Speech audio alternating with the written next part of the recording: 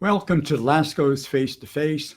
I'm Walt Laskos, and I'm delighted you can join us for our topic of conversation today, which continues to be financial scams and fraud. Because as I see it, all of us are targets. There appears to be no exceptions, from older adults to young teens. Con artists perpetuating these scams continue to play every trick in the book to enrich their pockets, and it seems there's no stopping them. Honestly, I find this very troubling, and particularly so when these scams target the veterans, the military, and their families. Haven't they sacrificed enough already? Well, let's talk about it. July is Military Consumer Month. It's an observance intended to raise awareness of the kinds of financial challenges that service members, veterans, and military families face, as well as the need for consumer protections to ensure their financial readiness. When it comes to consumer protection issues and efforts to keep veterans, service members, and military families safe from scams and fraud, I contend that the Federal Trade Commission is among the best in our country in this effort. So I reached out to my friends at the Federal Trade Commission for their comments and guidance. Joining me today from Washington, D.C. is Terry Miller. Terry is a consumer education specialist with the Federal Trade Commission's Division of Consumer and Business Education. Welcome, Terry. Hi, Walt. Thanks for having me today. Terry, before we talk about Military Consumer Month, explain to us what the Federal Trade Commission is and what it does in service to our country. Well, as the nation's consumer protection agency, the FTC works to stop fraud and deception and unfair business practices. And we look to do that for all communities. And so service members and veterans and their families, we know, are potential targets for fraudsters. And so certain unfair and deceptive practices are more likely to affect them.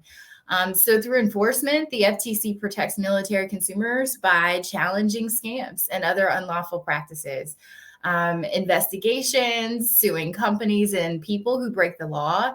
And ultimately, we try to get money back to consumers whenever possible.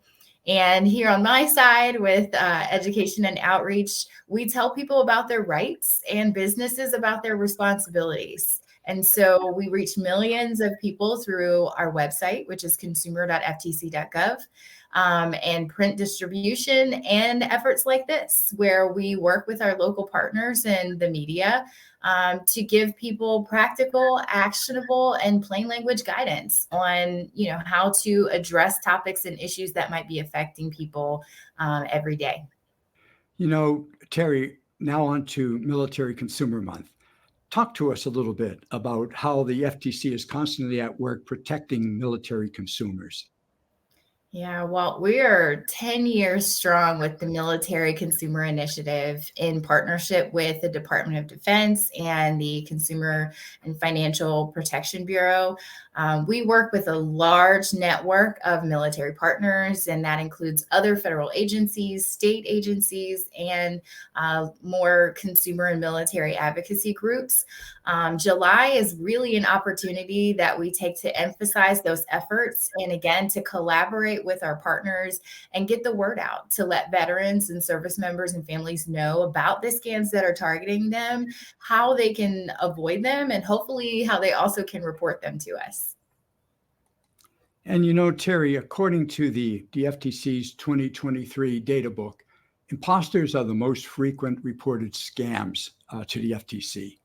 What are imposter scams and how do they work? Well, imposters are really people who pretend to be a person or a company that you know. Unfortunately, they're really good at what they do, and you hear from them in a lot of different ways. So they might call you or send you a text message or either maybe an email or even a message on social media with a story ultimately to steal your money or your personal information. So for example, this might look like someone who's contacting you and saying they're from your bank and there's been, fraudulent activity on your account. They may say that they're calling from a government agency. And with the rise in artificial intelligence and voice cloning, we're seeing where someone's calling and pretending to be a relative of yours in distress. They might even say that they're from tech support and, they want to help you with an issue with your computer. And Terry, how prevalent are these kinds of scams? I mean, they're the top fraud category across all consumer populations. And for military consumers, it's the top there as well. And just to give you some perspective, military consumers reported losing over $178 million to imposters specifically in 2023. So that's a lot of money. And we know that these imposters are, doing what they say they're doing. And I'll just point out too that that's just what we know. We know that these are often not reported for any number of reasons. And so that $178 million is just what we know. It's probably just the tip of the iceberg. And what do we all need to know to steer clear of an imposter scam? Well, I mean, it's important to know that there's a story for every occasion. And it can be really hard to think about, how to spot it and how to avoid it on the spot. So I'll give you a couple of things that these scams often have in common. So the first one is unexpected contact. I mentioned they're going to call you randomly. They might text you or send you an email or, reach out on social media. If it's an unexpected contact, definitely want to keep an eye out. It may be a scam. If they're telling you to click links or, send them money or information out of the blue, again, that's something to keep an eye out for. If there's a sense of urgency. So often these scammers want you to act quickly. They don't want you to have time to think about what they're saying or to do research or to talk to someone you know. That's exactly what you need to do, though. Slow down, take a minute, do some external research, and talk to someone if you're not really sure what to do next. And the last thing is scammers are going to have you pay in ways that are really hard for you to get your money back. So that might look like paying with a gift card or sending them money through a wire transfer or paying with cryptocurrency. And oddly enough, some of them are even having people pay with boxes of gold bars. They send someone to your house to pick up the gold bars. And they're also telling people that they need to move money to protect it. So moving it into another account, which might be their account. So there's a lot of different ways, but those are the three ways that hopefully you can spot a scam and avoid it. There's business imposter scams that comes to mind. Let's talk about those for a moment. How does a business imposter scam work? Yeah, I mean, I mentioned they start in a lot of different ways. We see them starting as a pop-up that looks like it's from Microsoft, and they're saying there's a problem with your computer. They'll give you a phone number to call immediately, right, to get that issue fixed. And really, you're on the line with a scammer, and they're wanting you to give up information or to pay them to solve that problem. It might also look like a text message from Amazon that says there's an issue with your delivery and that you need to click a link and give up information or to pay for shipping to resolve the problem. Those payment methods that make it really hard for you to get your money back, those are the ways scammers are going to have you pay, not honest businesses.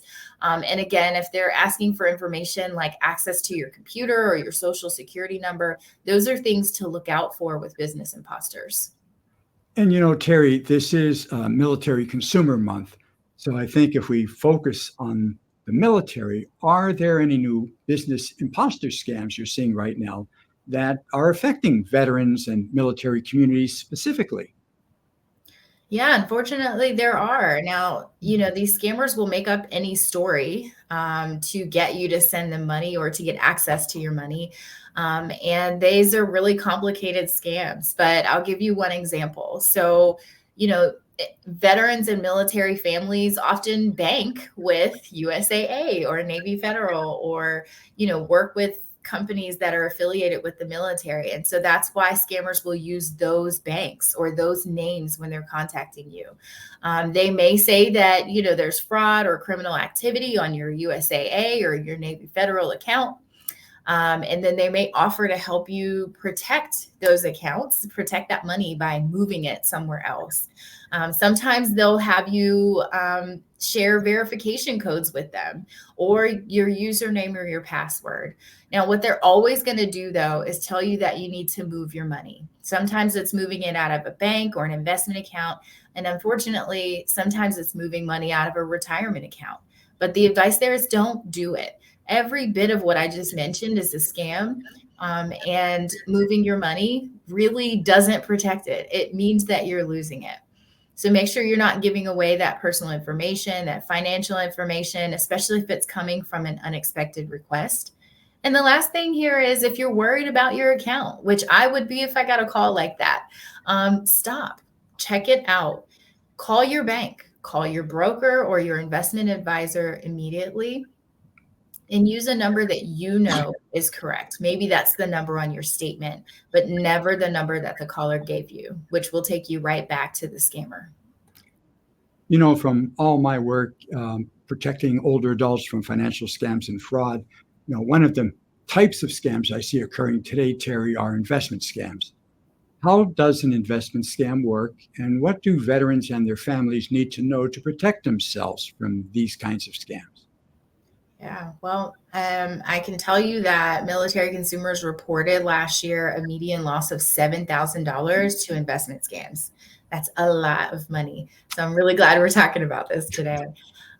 Investment scams start with a promise that you can make a lot of money really quickly with little to no risk. You might hear from a so-called investment opportunity through an unexpected message on social media or a text message. And really, the advice is this: if someone is promising you big money or guaranteeing profits, know that they're lying. Any investment comes with a risk, and anyone who's guaranteeing a return really is a scammer. If they're saying that they can teach you a secret method or a proven way to invest and get money back, that's a scam. And lastly, if there's pressure, if they're telling you that you need to act quickly or you're going to miss out on this investment opportunity, or if they're discouraging you from taking the time to do that research on your own, know that it's a scam. Walk away. Okay, Terry, I would expect that military families deal a lot with government agencies, obviously, right? Mm-hmm. And with that being the case, there must be con artists who present themselves as officials of those kinds of agencies. Talk to us about these types of scams. Yeah, well, scammers want to gain your trust. And so often they will pretend to work for a government agency. They may say that they're calling from the VA or the FTC or even the Social Security Administration. Sometimes they use real names of government employees to get you to believe them. But the stories really are a bunch of lies. So I'll give you an example. So maybe you get a call from the Social Security Administration and they say that your name and your social security number are linked to serious crimes like money laundering or drug trafficking. They'll say there's a warrant out for your arrest and the courts want to seize money from your bank account or your retirement account. Now, once I mentioned that money at the end, I hope you're seeing that this story is a lie. There is no warrant out for your arrest. It's really just a scammer who's looking to get you to buy gold bars or to withdraw money and give it to them. So if someone calls you and says that they're going to come to your house and pick up those gold bars or the cash, call the police. But here's also what you need to know. The government is never going to call and demand you money. They're not going to threaten you with arrest. And also, they're not going to promise you a prize. These are things that a scammer will do, though. Terry, you mentioned the VA. Are there any other specific scams related to veterans benefits, for example? Yeah, so scammers and dishonest businesses often will come to veterans and want to get access to their benefits. That might look like them trying to get you to pay them to file for your benefits, or they may try to get you to give them a portion of your benefits. These benefits look like your pension or pension for a survivor, or they may look like your disability compensation, which includes things like the PACT Act. These scammers often will call, email, or sometimes even show up to community centers, to assisted living facilities or nursing homes. Sometimes the scam looks like they're telling you that they can help you move money around in your accounts to make it look like you qualify for benefits when you actually don't. So really what we want folks to know when it comes to these veterans benefit scams is this: you do not have to pay to file your benefits. It is free. It's also free to get help. So you can go to ebenefits.vba.gov to file your claim for free or to get help from a VA accredited agent, a veteran service organization, or an accredited attorney. Now, if anyone's pressuring you to sign anything or to move money around to qualify for benefits, that's a sign that there's a scam or dishonest practice happening. The advice really needs to be take your time, review all of your options, and know that one of your options is to do nothing. Again, get help for free at ebenefits.vba.gov if you have questions. And the last thing is, if anyone's asking for your VBA login credentials or your password, that's a scam. Make sure that you have that multi-factor authentication so you can put in a strong password and also have another way to identify yourself with the account. That protects the account. It also protects your money and your benefits.